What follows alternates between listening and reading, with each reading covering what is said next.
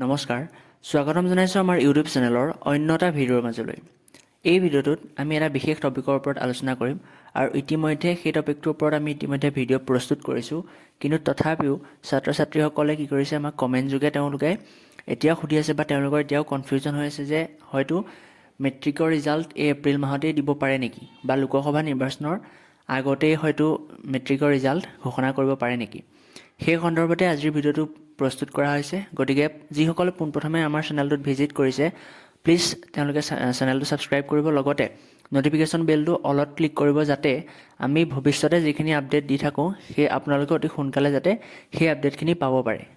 গতিকে এতিয়া পলম নকৰি বলক আজিৰ ভিডিঅ'টো আমি আৰম্ভ কৰোঁ।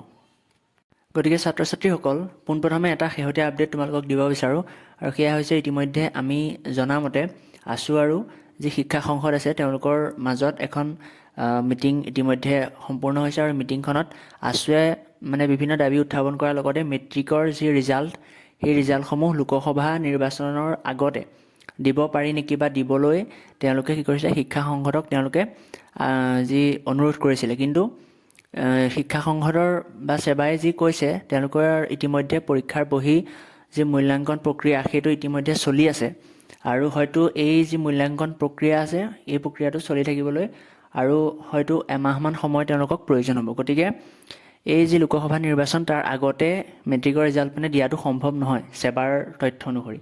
এতিয়া কথাটো হ'ল, ছাত্ৰ ছাত্ৰীসকল এতিয়া কনফিউজ হৈ আছে।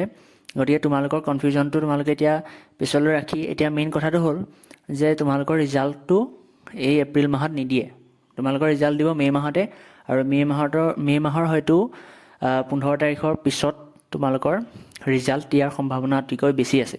গতিকে ইতিমধ্যে মই আগতেও তোমালোকক ইয়াৰ সন্দৰ্ভত এটা ভিডিঅ' প্ৰস্তুত কৰিছোঁ, আৰু যিসকলে সেই ভিডিঅ'টো চোৱা নাই, ডেছক্ৰিপশ্যনত লিংক থাকিব, তেওঁলোকে গৈ পেলাই সেই ভিডিঅ'টো চাব পাৰিব। গতিকে তোমালোকে চিন্তা নকৰিবা, তোমালোকৰ যি ৰিজাল্ট আছে সেই ৰিজাল্ট মে' মাহতে ঘোষণা কৰা হ'ব, আৰু সেৱাই ইতিমধ্যে কৈছে যে এপ্ৰিল মাহত বা লোকসভা নিৰ্বাচনৰ আগত যিহেতু কোনো ধৰণৰ কোনো পধ্যেই তেওঁলোকৰ যি ৰিজাল্ট দিয়াটো সম্ভৱ নহয়। গতিকে তোমালোকৰ ৰিজাল্টটো হয়তো নহয়, খুব সম্ভৱতঃ 90% চান্স আছে যে তোমালোকৰ যি ৰিজাল্ট হয় এইটো মে' মাহৰ 15 তাৰিখৰ পিছতে দিব। গতিকে এইটো শেহতীয়া আপডেট দিবলৈ তোমালোকক আজিৰ ভিডিঅ'টো প্ৰস্তুত কৰিছিলোঁ। গতিকে যিসকলে এতিয়ালৈকে ভিডিঅ'টো চাই আছা, তেওঁলোকে প্লিজ ভিডিঅ'টো যদি ভাল পোৱা তেনেহ'লে লাইক কৰি দিবা, আৰু লগতে চেনেলটো ছাবস্ক্ৰাইব কৰি আমাক উৎসাহিত কৰিবা বুলি আমি আশা কৰিলোঁ।